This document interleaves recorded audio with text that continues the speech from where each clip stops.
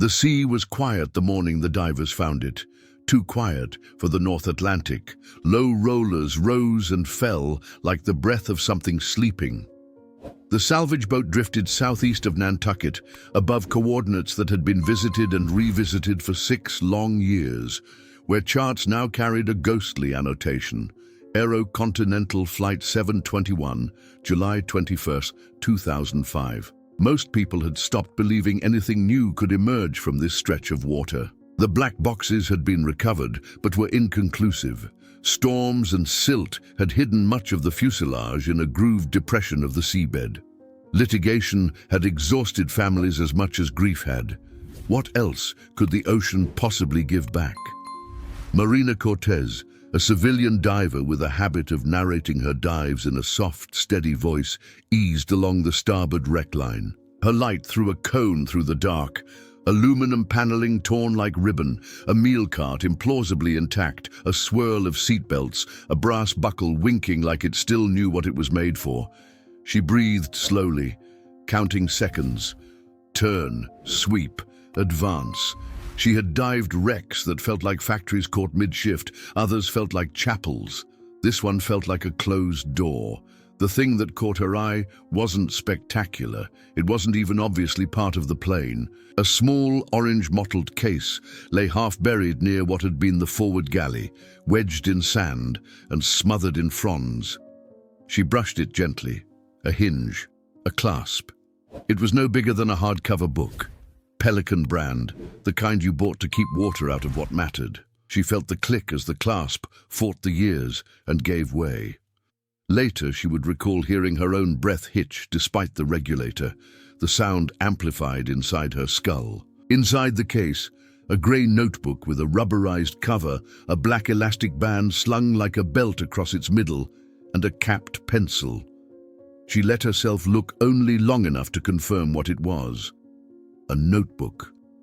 She closed the case, tethered it, and started back along the line, her light sliding across torn aluminum and the dull soup of silt, as if the sea were trying to take it back even in that moment. On the boat, they opened the case again, under a canopy of nervous silence. The first page resisted, as if the salt had woven itself into paper. Then it turned.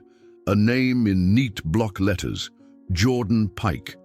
Below it, a line, cabin log, crew only, and then, as if the book had been waiting to be read, a date, July 17, 2005, and the first entry. They called the authorities chain of custody matters, even on a grey morning when the past feels suddenly less distant. But while someone dialed and someone else photographed, Marina's eyes drifted to a page, ribbon-marked with a cloth tab. She didn't read. She simply saw the heading, Thursday, July 21st, JFK to BDA, Felt 721. The page had a small smear, a curve of graphite where a hand had brushed fresh pencil. On the margin, a pencil star. It was the only page in the book with a star. 6 years of silence ended with an elastic snap. A hinge opened, a pencil mark saved from the sea by a stubborn case. The NTSB would receive it. Families would be called. And for the first time since a July night when radar lost a blip and a shoreline woke to sirens, someone, not a machine, not a readout, would speak from inside that cabin again. The notebook was a contradiction, tidy and unafraid to confess mess. The entries from July 17th through July 20th detailed early morning reports, gate changes, petty triumphs, and the sort of human friction that never makes an accident report but lives under the skin of an airplane day after day. Sunday 7:17, Jordan wrote. New purser assignment Elena Morales, sharp, knows her lists, doesn't waste a word. FO, Maya Chen, fast brain, quick hands, polite, new to the line but not green. Captain this week, Robert Haynes, old school, charming when he wants to be. Different air when he walks in. Everyone stands a little straighter. Jordan was a senior flight attendant, 5 years with AeroContinental, a decade in the industry. The diary didn't romanticize the job. It loved it. Air turns ordinary into remembered, one entry read. Sometimes because it's beautiful, sometimes because it's heavy. Jordan kept a running inventory: service anomalies, equipment issues, the MEL, minimum equipment list, items they were carrying like invisible cargo. Galley B coffee maker replaced last month. Leaks again. Interphone handset in FWD galley sticks sometimes. Elena says report it. Haynes says it's fine if you treat it like a person. There was a smiley face after that line, but in pencil, the humor looked tentative. On Tuesday, 7/19, turbulence jostled a pre-landing service. Spilled a splash of coffee on the jump seat arm and the pedestal when a passenger stood up during final, Jordan wrote, underlining final as if a teacher might check it. Not much, wiped it. Elena, annoyed, rightfully, filed the report. I wiped again after, no stick, felt dumb. It read like a small embarrassment, nothing more. Whoever thinks a catastrophe is a single televised moment never worked a week of flights. There were human tensions, too. Maya and Haynes argue politely about fuel margins on Monday. He says, we fly the plan. Dispatch knows the math. She says weather's real, not a memo. He smiles, calls her a belt and suspenders pilot. She doesn't smile back. Later, a more personal note. Elena doesn't drink the crew room coffee, brings her own thermos. Says the company pots taste like a coin purse. She can be stern, but she notices everything. Asked if I've been sleeping. I laughed too loud. There were also pieces that felt almost like a premonition, only because they were so ordinary. Gate 72-1 at JFK is cursed for on-time outs, Jordan joked on Wednesday, 7/20. Every time we're there, something goes sideways. Last-minute seat shuffle, printer jams, a passenger with a fish in a cooler today. I'm putting a star on tomorrow's page. Bermuda turn. The ocean calms me. The star Jordan drew, the one Marina had noticed, had 5 even points, the kind children draw when they still trust symmetry. What the NTSB team would later underline in their own binders was a sentence that didn't look important the first time, precisely because of how small it was. Interphone FWD-PTT. A little sticky again tonight. Eleanor wrote it up. Haynes rolled his eyes. We'll follow up in the AM. It wasn't a smoking gun. It was the kind of note you leave on your own kitchen counter. Buy milk, call mom, fix that squeaky hinge.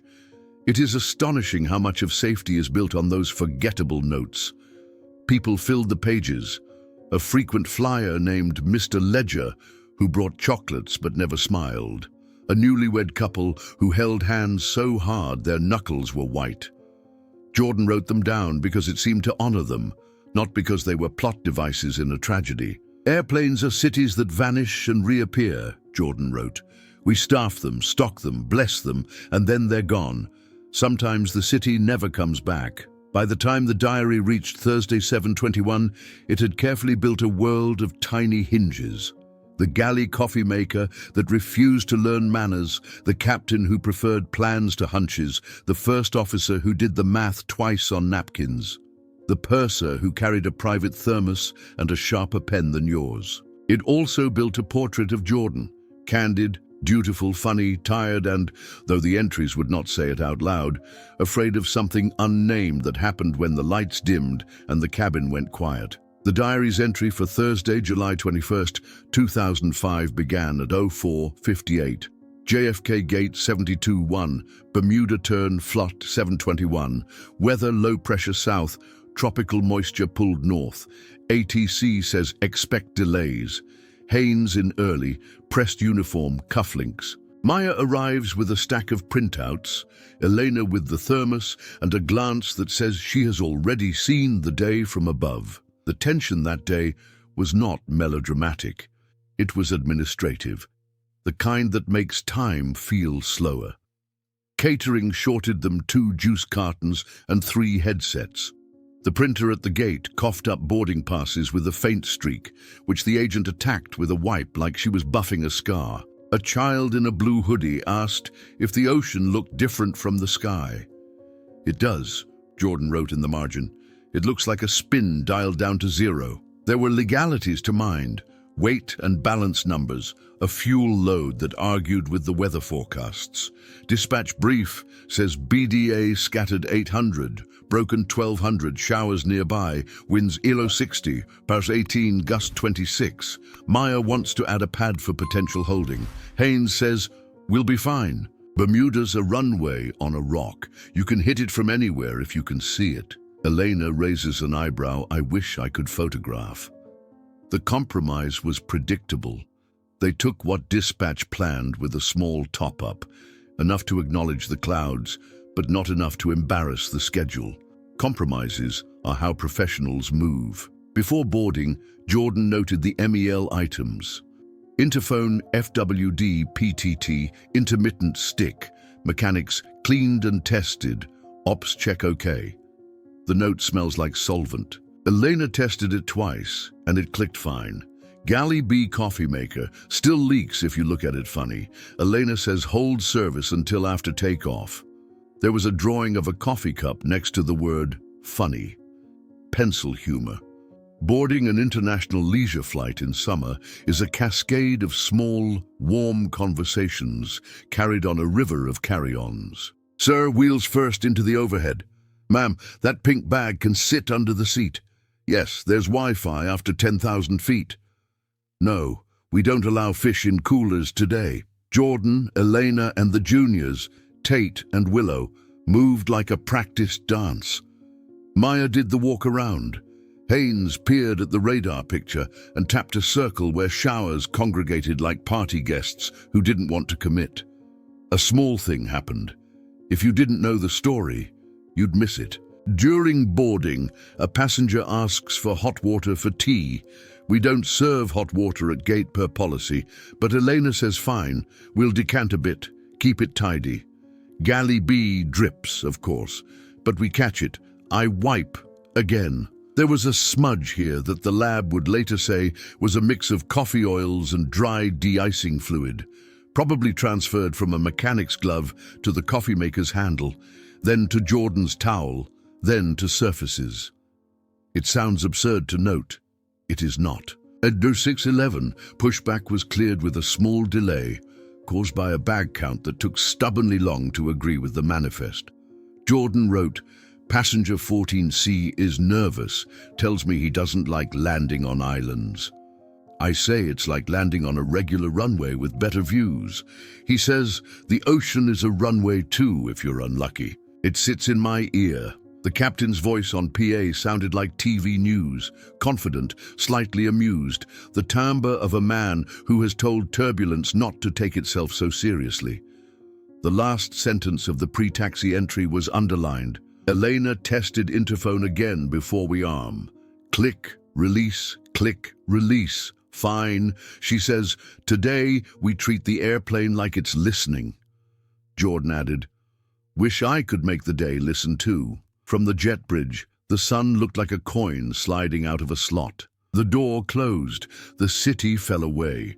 Sometimes the sky feels like an opening. Sometimes it feels like a hallway. Flight 721 started down that hallway, carrying a tidy notebook that had already seen more than it meant to. Jordan's handwriting on the taxi pages tightened, like a runner lacing shoes a notch too snug. Ramp busy. Ground holds us at E for crossing traffic, then releases. Maya calls out an intermittent flicker on COM2 TX light during a radio check. Haynes says it's just JFK being JFK. She notes it anyway. Elena gives me the C face. We set for takeoff. The Boeing 737-800, registration N948AC, rolled with that braced, springy feel of a takeoff weight the airplane was designed to carry. In the galley, Galley B did what it always did. It dripped if someone so much as thought about tea. Elena had put an absorbent pad under the dispenser, like a grandmother who knows where the roof leaks. Jordan logged it mentally under annoying, not alarming. Two things happened almost at once.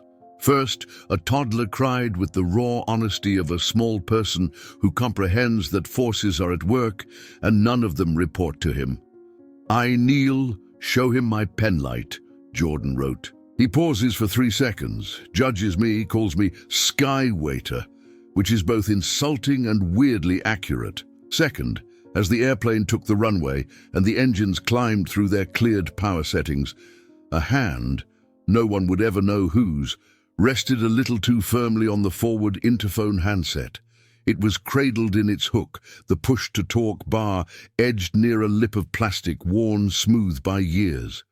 A paperclip, maybe dropped by a mechanic, maybe by crew, lived in that lip. The bar did not fully release. In the cockpit, Maya's attention snagged. The COM1 channel showed carrier energy at odd times. "You hearing that?" she asked. "It's just chatter," Haynes replied, eyes on speed, runway lights stuttering past like a code in white and black. Many flights take off with small mysteries unresolved. This one did too. Rotation, liftoff, climb.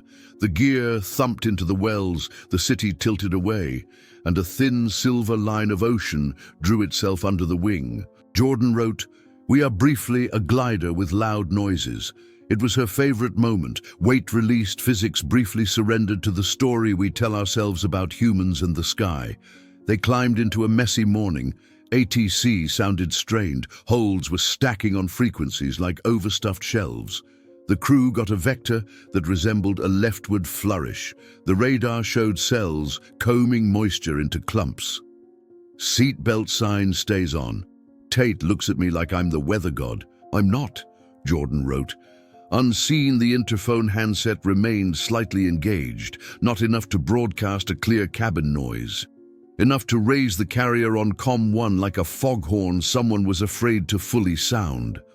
On the flight deck, Maya toggled to COM2, then back. Scribbled in her own notes later obtained was a line. "Intermittent stuck mic on 1, cabin." There's a special kind of stress when you're not sure if you're hearing your airplane or the sky. 10 minutes after takeoff, the first service began in measured defiance of the seatbelt sign. People want coffee, crews have judgment. Elena supervised with the precision of a conductor. Jordan poured carefully from galley B, drip, wipe, drip, wipe. No one wrote the next 3 moments down as they happened because no one knew yet that they mattered. Moment 1. A droplet found the seam of the forward jump seat arm housing. Moment 2. A residue, coffee oil, cleaning solvent, skin met the small spring beneath the interphone bar. Moment 3. ATC called with a minor reroute to avoid a building cell, and Haynes didn't hear it on the first pass. None of this was dramatic. That was the problem. Catastrophes built from small pieces never audition. They don't even speak above a whisper until you're close enough to count the stitches holding them together. Jordan's next line read, "Passenger 14C, same man, asks how we land if the tower can't see us. I tell him radar sees through love and rain. He laughs once, says I'm good at lies that comfort." On the flight deck, a minor correction, heading tweak, altitude update, a brief conversation about the top of descent. "We'll keep it direct if they let us," Haynes said. "They won't," Maya replied. "They never do." The log shows she was smiling when she said it. The cabin's engines hummed at the pitch of a room-sized refrigerator. Passengers measured their lives in coffee cups and e-books. And in the forward galley, Jordan wrote a line that would later punch a hole in the boardroom quiet of an NTSB briefing. Interphone crackle when Elena calls, like it half wants to speak and half wants to swallow the words. The North Atlantic has a way of making every cloud look like an intention. The radar blotches grew elbows. ATC voice quality came and went like a neighbor's radio through a wall. Maya asks for a block altitude to ride the tops. Denied, Jordan noted. Haynes says, "We'll thread the pearls." It sounded elegant. It was exhausting.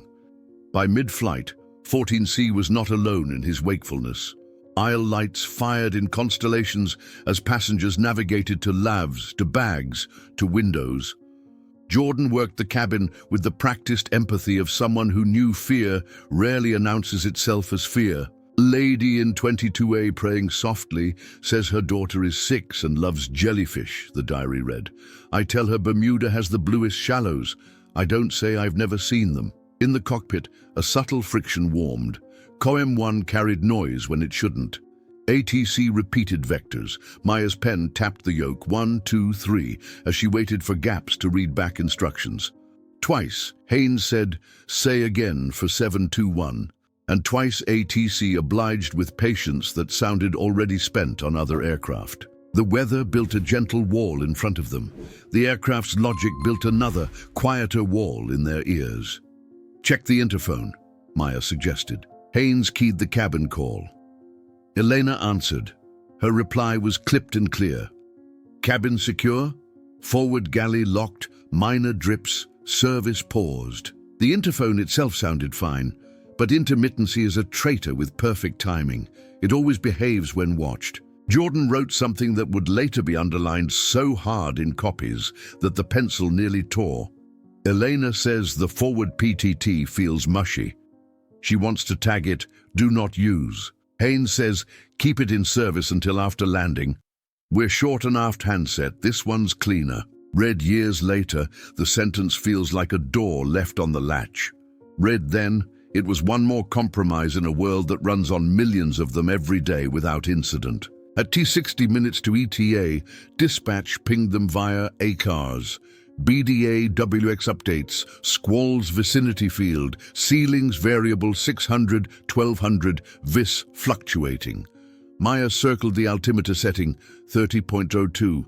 "Let's remember the altimeter this time," she said.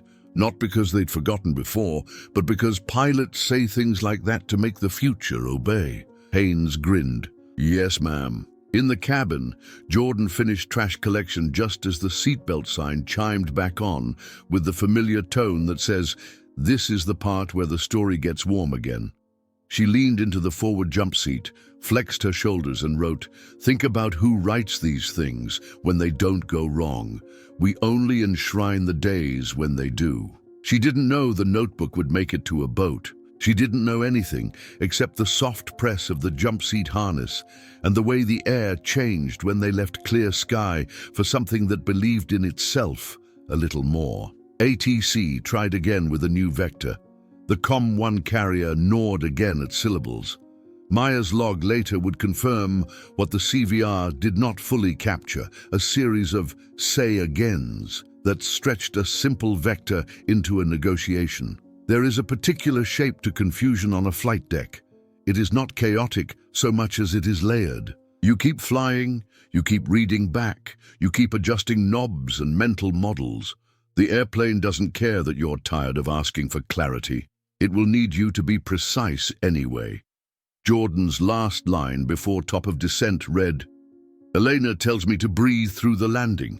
I tell her she's the one who holds her breath when the runway shows. She says it's a ritual. We agree to share the air." It was a joke with a good spine. The descent would ask for more than breathing. Top of descent arrived wrapped in a simple directive. Begin down.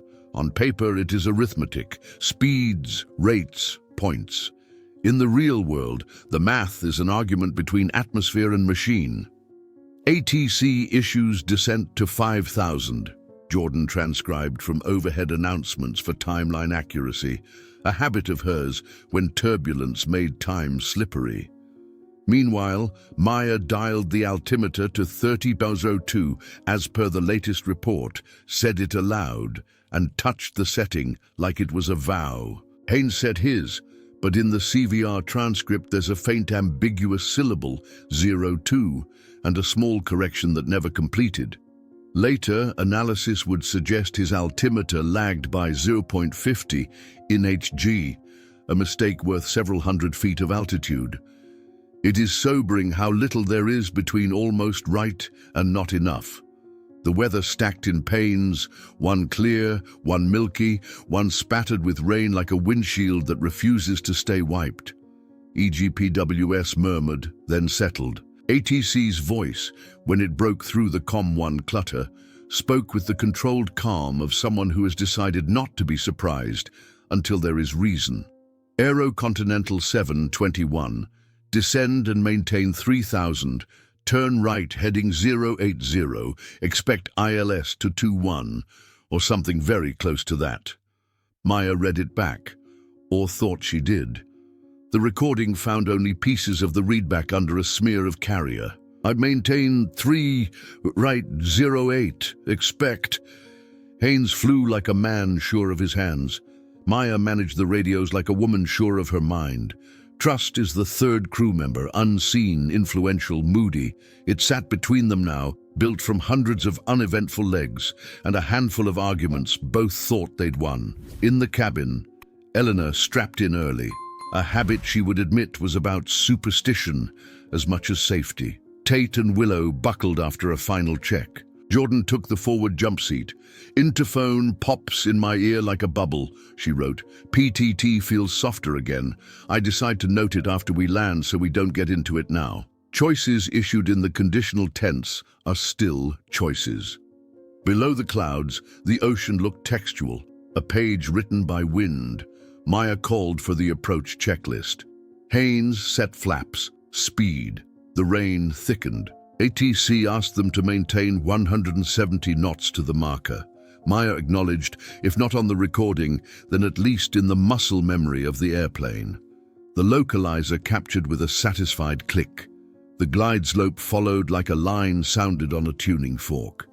At 2,500 feet, EGPWS offered a single sync rate as a warning not yet deserving of capital letters. Maya adjusted. Haynes eased. ATC attempted a reminder. Altimeter now 3006, to account for a fast-moving cell. The words came wrapped in a low, steady carrier that had no business being there. Maya toggled to COM2, snapped a quick confirmation. Haynes did not reset. It is later to say that he didn't hear. It is kinder to say the airplane was speaking to him in too many tongues at once. Jordan's entry, pencils digging a little deeper. Cabin silent in that way that's not silence. Everyone producing their own small sounds of fear. My hands flat on my thighs. 14C staring at me. I nod like I have control of weather and men and machines. The interphone made a small scrit in her ear, the PTT searching for a home it had lost. At 1,600 feet, water clung to the windshield in sheets. The runway lights winked like a promise at the far end of a hallway. Haynes called the field in sight. Maya agreed, then looked back at her altimeter like it had surprised her. "Check alt," she said. "We're high?" Haynes shook his head. "On." If they had recorded both altimeters with a camera, the picture might have argued otherwise. They did not. A small updraft lifted them. A downdraft returned the favor with interest. "Approach unstable," Maya said. Not a condemnation so much as a description. Haynes eased the nose. The EGPWS gave another sync rate. Maya put her hand near the thrust levers in the gesture every good crew learns. "I am here if you need me." "We can go around," she added. It wasn't an order, it was an offer. Haynes was already aligning, the runway right there, the work almost done.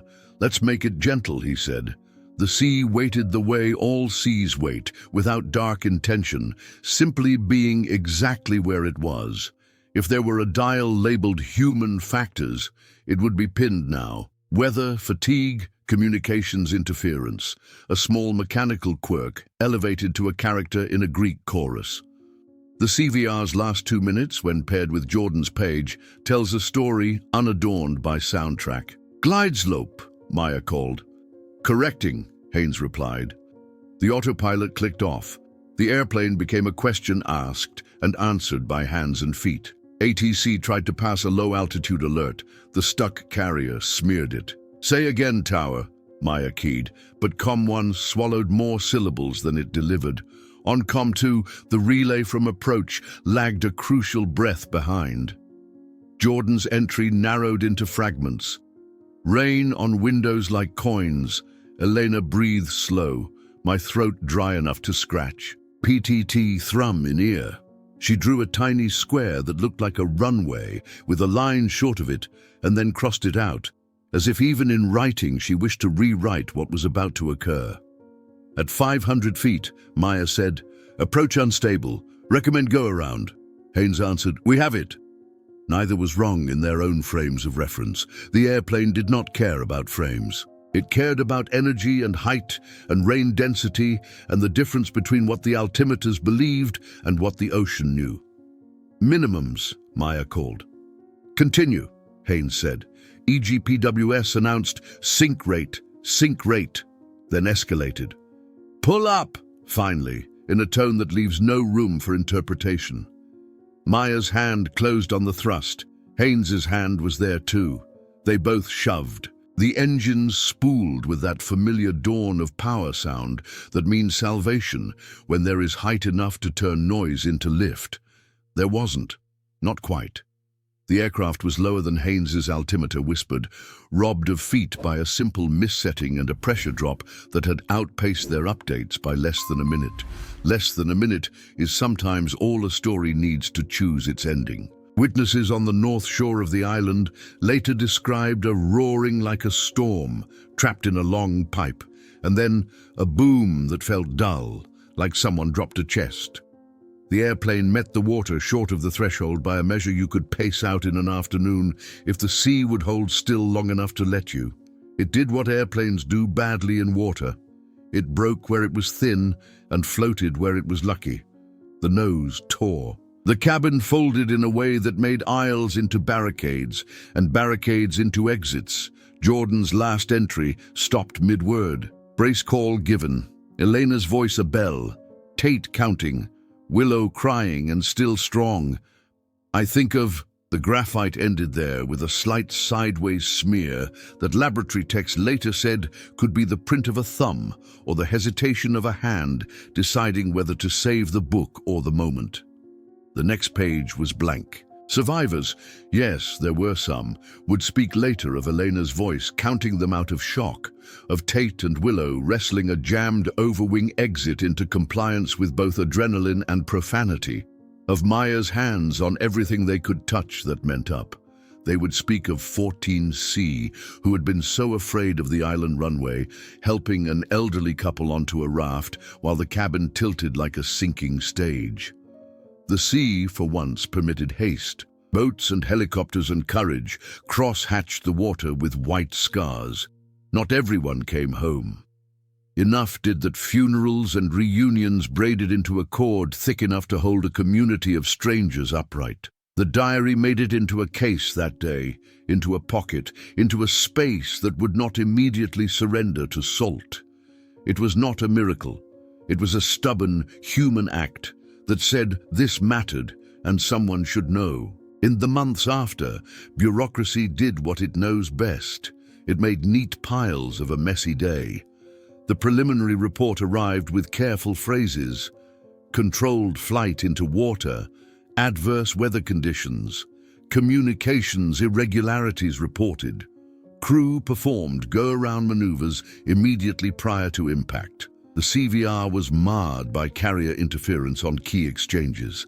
The FDR showed energy management that looked like a seesaw on a windy day. The ATC tapes held echoes of say-agains. None of it pointed to a single villain. None of it knit the story tight enough to let grief sit down and rest its feet. Families organized because people organize when the ground won't hold still. A Facebook group became an advocacy committee, became a non-profit. Elena's sister learned acronyms no one should have to learn. Maya wrote letters to families whose names she hadn't known until they were attached to faces at candlelight vigils. Haynes's son stopped wearing his baseball cap to school because grown men cornered him in grocery stores to say things that had been borrowed from headlines and anger. The NTSB, cautious, thorough, quiet, filed a probable cause that felt as if it had been paced off with a ruler. The flight crew's continuation of an unstabilized approach in adverse weather conditions, resulting in descent below the glide slope and controlled flight into water. Contributing to the accident were erratic communications due to intermittent radio interference and the flight crew's fatigue. It was not wrong. It just wasn't everything. Jordan's absence from the wreckage inventory went unremarked in footnotes. Effects recovered. IDs, a few pieces of jewelry, a service manual swollen to twice its size, Elena's dented thermos.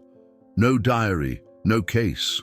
Lost to the ocean or to the chaos or to a pocket that drifted.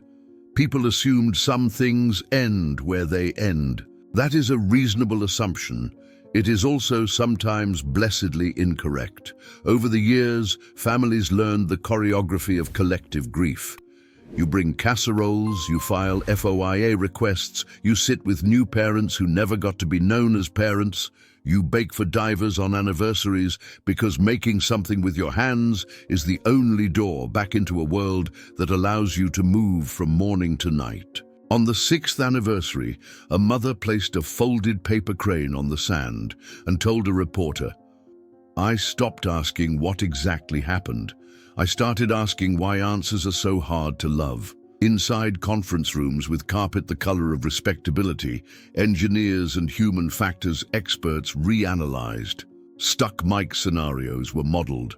Altimeter mis-setting edges were discussed with polite ferocity. Continuation bias, the tendency to finish what you've started even when circumstances change, was circled on slides that always used the same fonts.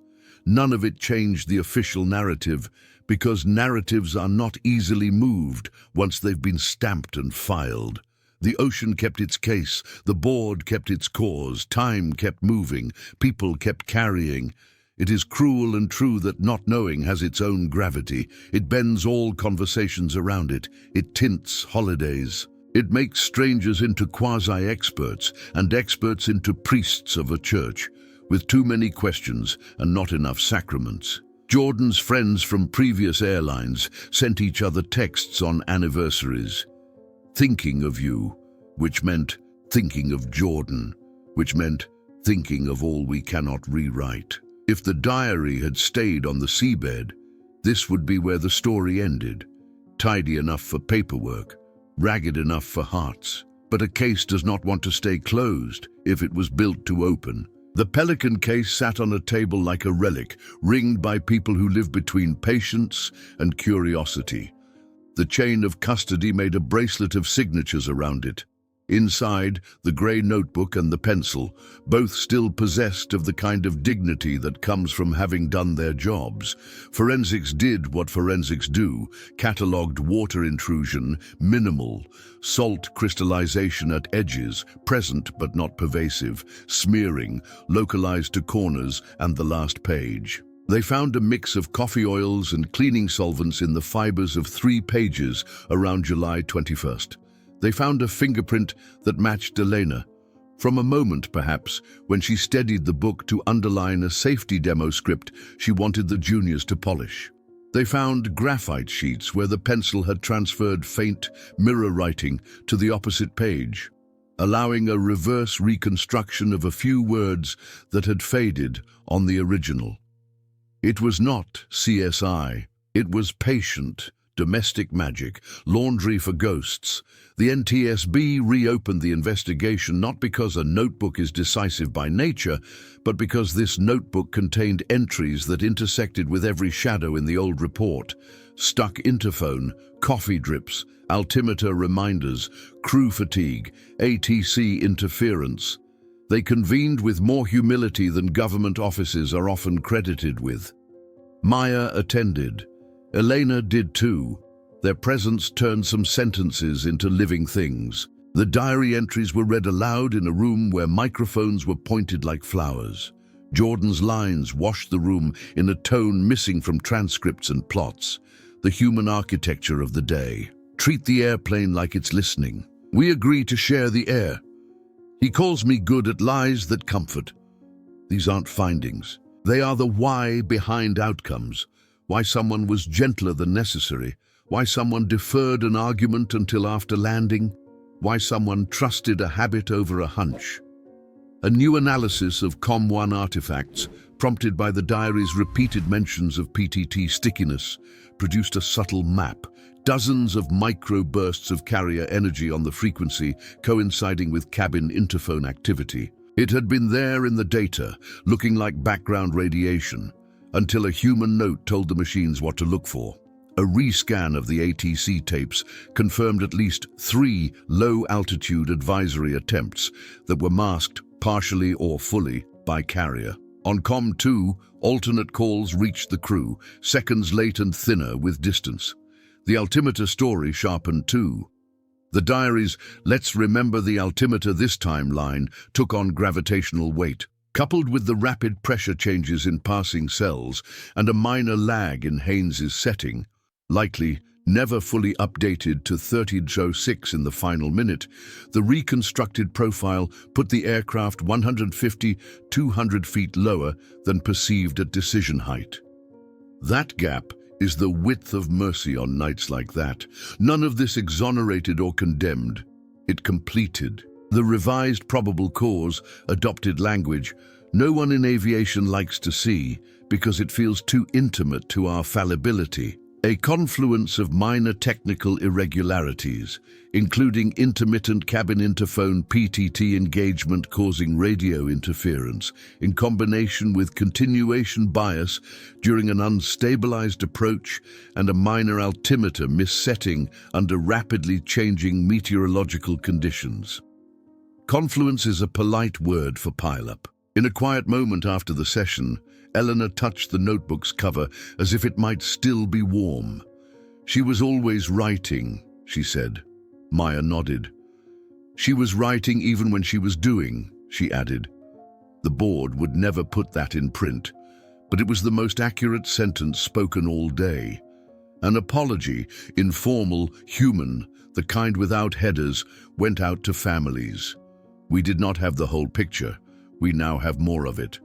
There is no currency that buys back a July night. There is only the dignity of telling the story in full sentences. If you could lay the diary pages on the surface of the sea where Flight 721 ended, if pencil lines could float, you would see how the story doesn't end at the last word. Afterlight is the light that remains after the source is gone. It is the color the ocean keeps after the sun slips. It is the truth that lives in artifacts when voices can no longer correct our pronouns. AeroContinental adopted a fleet-wide interphone inspection bulletin, retiring handsets whose PTTs had become mushy with age and solvents. Coffee maker maintenance, a line item that once sounded domestic to the point of triviality, gained a paragraph about leak containment near communication controls. ATC facilities in coastal regions revised guidance on handling suspected stuck carrier scenarios on final. Parallel advisories on alternate frequencies sooner, not later. No single change declared victory. Collectively, they honored a notebook that had done more than be brave in water. At the memorial on the island, names chiseled in stone learned how to hold the wind.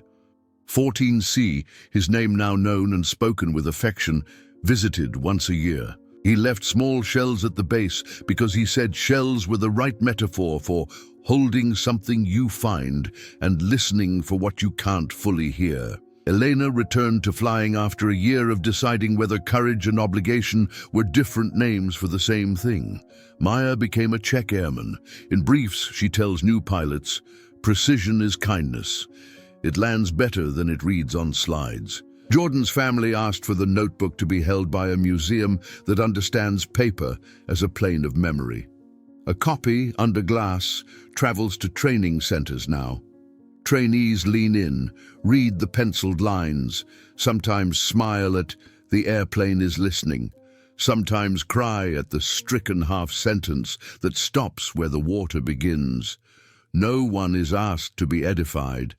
They are asked to be more awake than the day before. The amended report closes with a sentence that has the cadence of a judge gaveling, but if you listen for the afterlight, you can hear Jordan's pencil behind it. "We tell the story better today than we did yesterday. The ocean will never tell us everything. Neither will data. People will.